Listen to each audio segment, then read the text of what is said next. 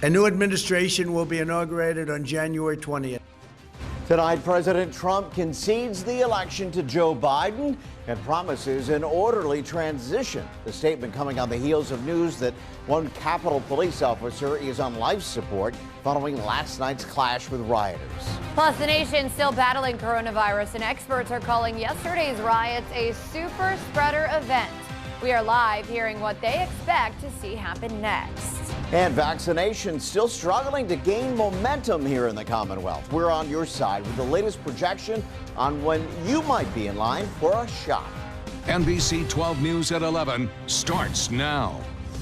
We begin tonight with a live look at the nation's Capitol building and a deep breath.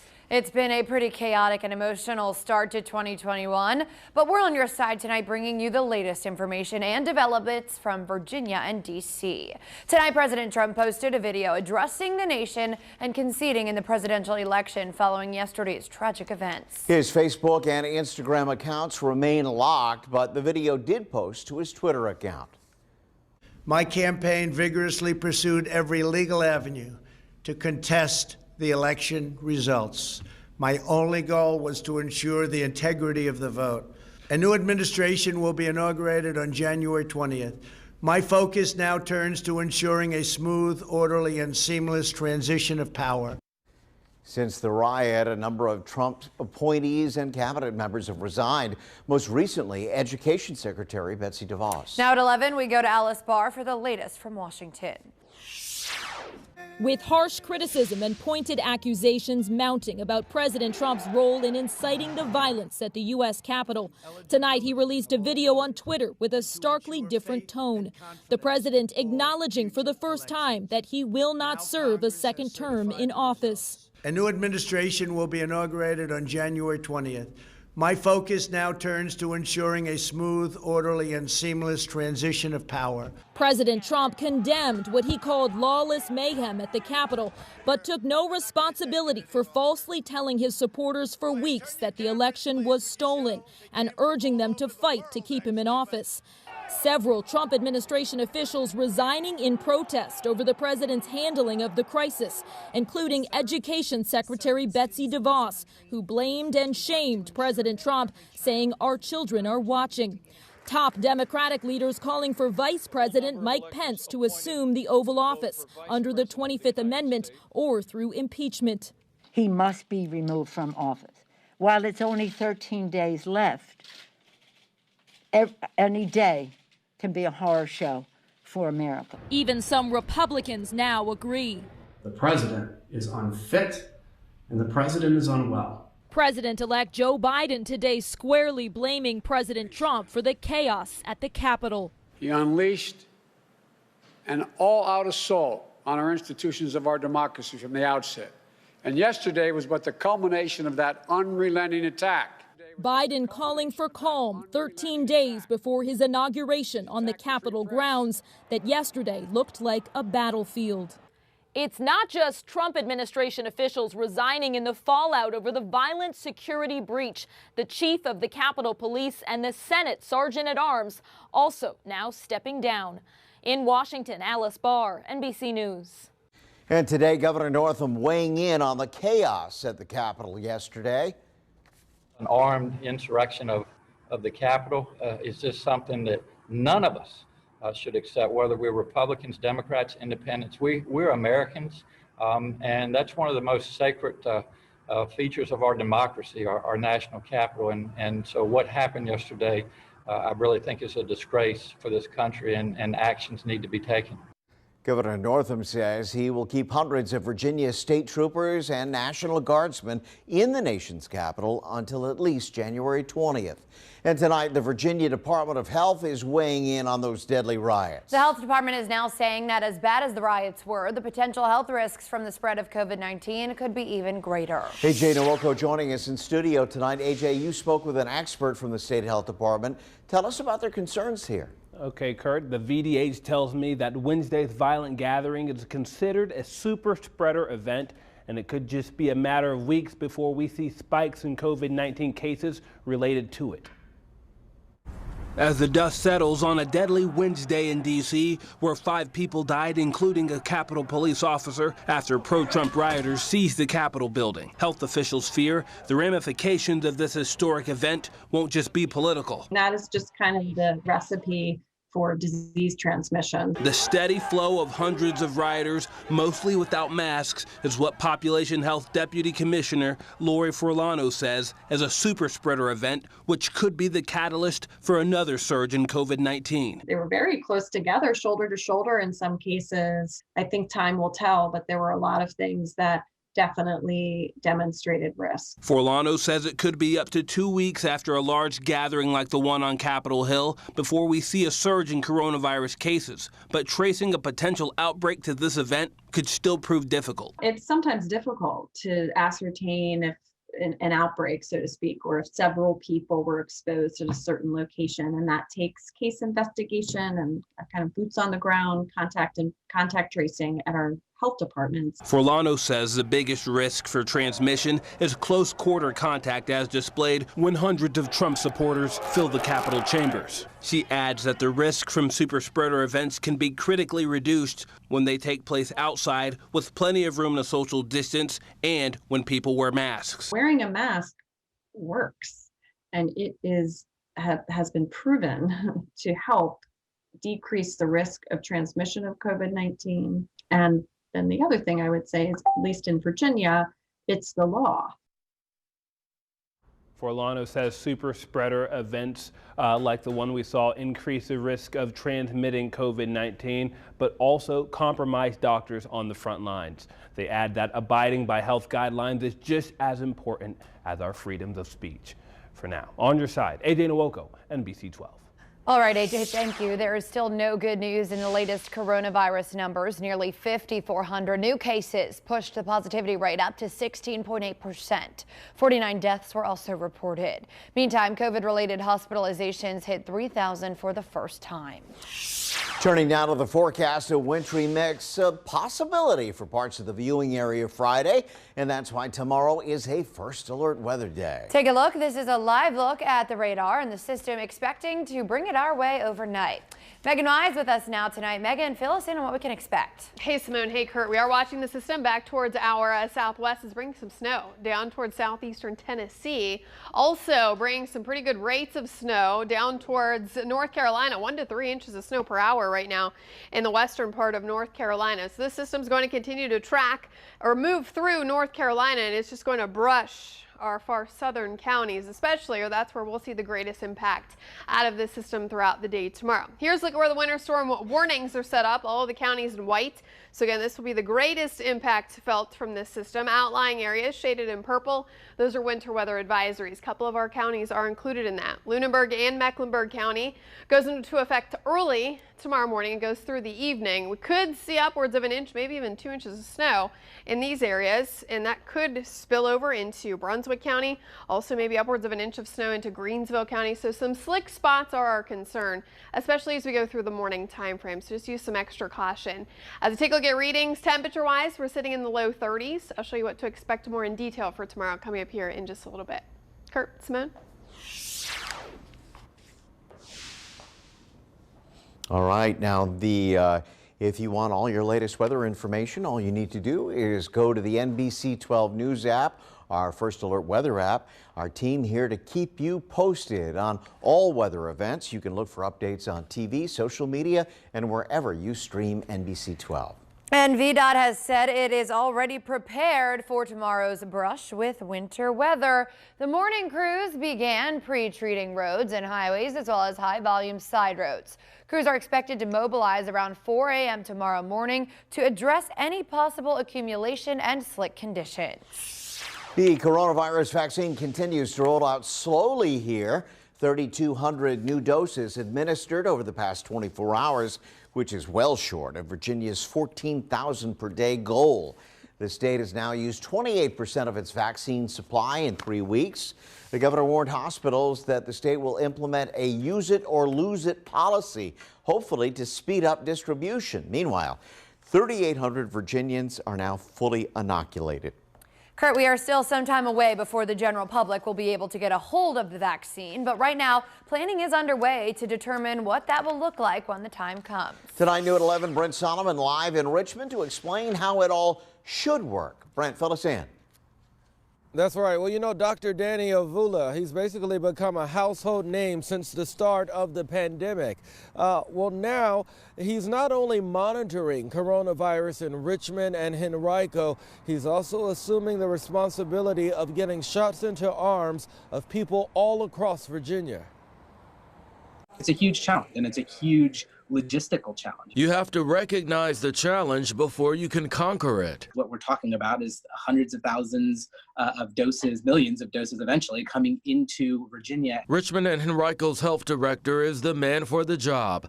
The governor recently giving that responsibility to Dr. Danny Avula to oversee the process. This comes as coronavirus cases continue to soar. Right now, the Richmond area seeing 120 new cases a day. When we think back to our peaks over last summer, we're 2 to 3 times the daily case counts that we were seeing at that time. On top of that, the virus is beginning to impact first responders and staff who perform critical government services locally. Sadly, more people are on ventilators in area hospitals. I don't know, depressing as that is, I think the hope really is in what's coming in the next few weeks. We're almost done with the first wave of vaccinations. That went to medical workers and nursing homes. Very soon, the next phase. More Virginians will be able to get their shots. Police, fire, teachers, childcare workers, people who work in the food industry, at grocery stores or at restaurants. A date not yet set for that next wave, but stay tuned. Because vaccination is what's going to get us beyond, this place we've been living in for the last year. And Avula says the health department is working to become more effective and more efficient, eventually being able to vaccinate several thousands of people at different locations across Richmond and Henrico. So again, stay tuned because it's coming. Live in Richmond, on your side tonight, Brent Solomon, NBC12. All right, Brent, thank you. We know that a lot of people are suffering from loneliness during this era of isolation, and perhaps none more than those living in long-term care facilities, but you can help make them feel loved this Valentine's Day. Henrico is collecting cards to distribute to residents, one of the county's long-term care facilities. It's part of the Spread the Love initiative to help serve older county residents, their families, and caregivers. If you would like to send one, you can mail it to the address on your screen. We've also posted all of these details at NBC12.com. Still ahead, we're getting a first in-depth look at the damage left behind in one of America's most symbolic buildings. We'll take you in the nation's capital following yesterday's riots. And a first alert weather day for tomorrow, tracking as some wintry weather as we wake up tomorrow morning. I'll show you the latest hour-by-hour details coming up after the break.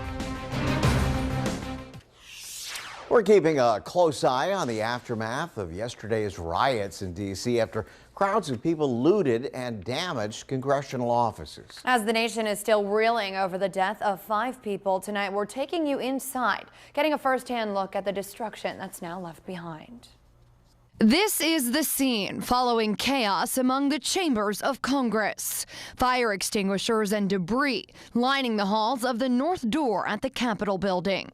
Offices like this one ransacked, and bullet holes in the glass doors that lead to the Capitol steps. These just some of the devastating images showing the Capitol building left in shambles.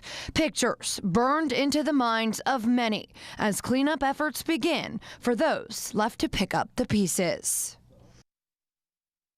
The Capitol was only overrun by a mass group one other time in history. That was back in 1814 during the War of 1812 when British troops set fire to the building. Tonight, a West Virginia lawmaker under fire by the very people that he promised to represent.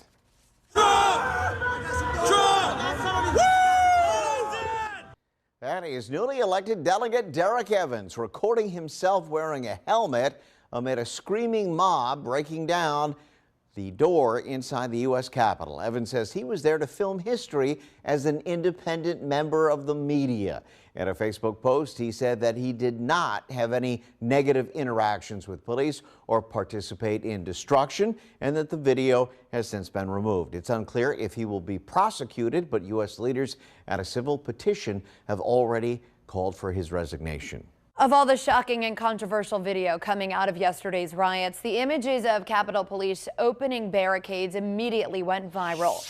Take a look at the video showing police moving the barricades back to allow the protesters through after the Capitol was stormed. That's according to the man who shot the footage, but some have claimed the video is taken beforehand, saying it shows evidence Capitol Police allowed the riot to happen. The videographer says that's not the case. The Capitol had already been breached when pro-Trump rioters made fists at the outnumbered officers, who then backed off and let them through. Capitol Hill police have not commented on the video. A woman in California being hailed a hero after saving her neighbor from a house fire on Monday. The 76-year-old grandmother was driving home when she saw the flames. She pulled up to the house and immediately jumped in to help. New at 11, Laura Acevedo has details.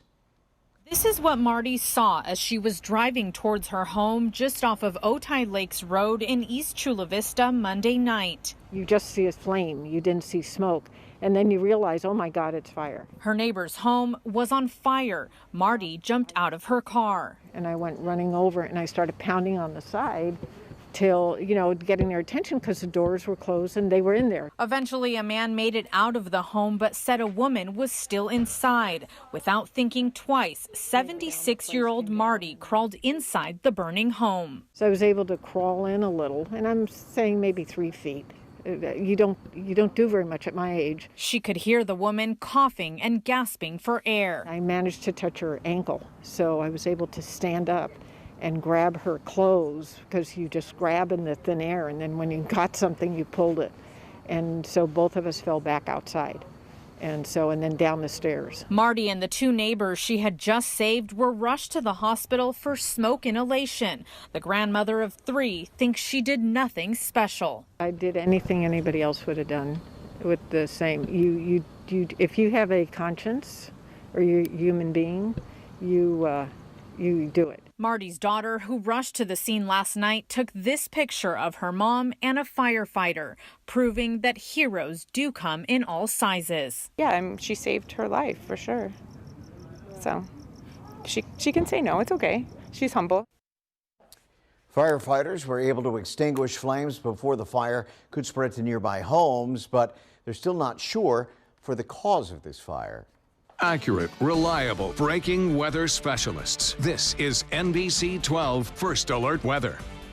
We have a First Alert Weather Day for tomorrow with some concern of some slick spots, with the onset of the precipitation moving in during the morning time frame in the form of some snow showers, especially down towards our far southern counties, also southwestern counties, especially Lunenburg, Mecklenburg County, down towards Brunswick County. Could be seeing some light accumulations. Upwards of 1 inch or 2 of snow will be possible. So we want to make sure you're using extra caution as you make your way out the door tomorrow morning. And then we're looking at also some rain showers as we go throughout the day tomorrow. Could be mixing at times, but I'll show you the latest hour-by-hour breakdown of what to expect tomorrow. Still, though, timing-wise, looks to move out during the late evening hours, whatever's left over, and that'll set us up for a good deal of sunshine both Saturday and Sunday. Temperature-wise, it'll feel like January. We'll be in the 40s each afternoon after a couple of cold starts. This evening did turn cold. We're sitting at the freezing mark at Richmond International. 32 degrees is the current temperature. Winds are light. They're out of the southwest. Just about everyone is sitting in the low 30s from Fredericksburg through Hanover down towards Chesterfield. We have the upper 20s east of town from Tappahannock to West Point. And as you can see, First Alert Doppler radar showing where the system sits right now. Still well back towards the southwest, spinning down towards the Tennessee Valley, where they're actually seeing some snow in Middle Tennessee. Also some snow coming down at a pretty good clip as you make your way into the western part of North Carolina. Higher elevation, seeing several inches of snow per hour at this hour. And as we look at Central Virginia closer, plenty of cloud cover has moved in over the last several hours. Still, though, looking quiet the rest of the evening and a lot of the overnight time frame as well, looking quiet. Looks like it'll be early tomorrow that we'll start to see some precipitation. I'll show you the hour by hour, but reminder here, winter weather advisory goes into effect early tomorrow morning, goes through tomorrow evening, and that's where we could see some minor accumulation of snow from Lunenburg to Mecklenburg County over towards Brunswick and Greensville County, not included in the advisory, but these are the areas that we'll watch closely as we go through the morning tomorrow, especially where we could have some slick spots.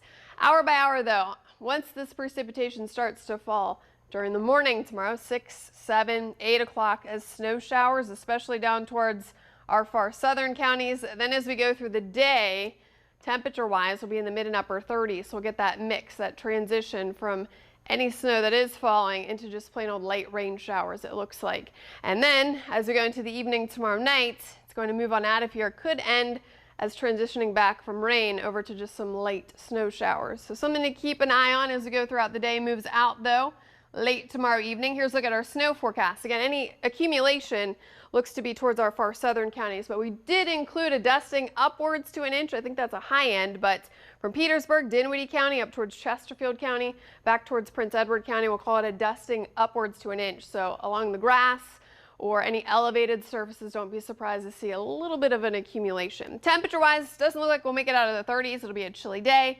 And then this weekend does look quiet. Low 40s for Saturday, mid 40s for Sunday. We'll start each morning in the mid 20s. So some cold starts, quiet start to next week as well. Monday, more clouds move into the area. We're in the mid 40s. It's ahead of our next system Tuesday that we'll keep an eye on. Right now looks like a mainly rain event. We'll keep a close eye on it. Low 40s, and then Wednesday and Thursday looking quiet with some sunshine. Temperature-wise will be in the upper 40s. We'll be right back with sports with Mark Davis after this break. The NBC12 Sports Desk is sponsored by Pearson's Signature Dealerships, home of the 2-time warranty on engines and transmissions.